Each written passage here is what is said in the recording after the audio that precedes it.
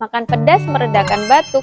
Mitos atau fakta ya? Banyak kalangan yang berpikir jika makan pedas akan menyembuhkan sakit batuk. Apakah benar? Melansir Piper Scale, faktanya kandungan cabai atau capsaicin yang ada pada makanan pedas tidak dapat mengobati batuk dan pilek. Jika terlalu banyak mengkonsumsi makanan pedas, malah akan menimbulkan penyakit lain seperti diare sampai asam lambung. Saat mengalami batuk berdahak dan kering, kamu langsung aja minum Indo Jahe, karena Indo Jahe dapat melegakan tenggorokanmu akibat batuk. Cobain sekarang, Indo Jahe, pedas jahenya terasa.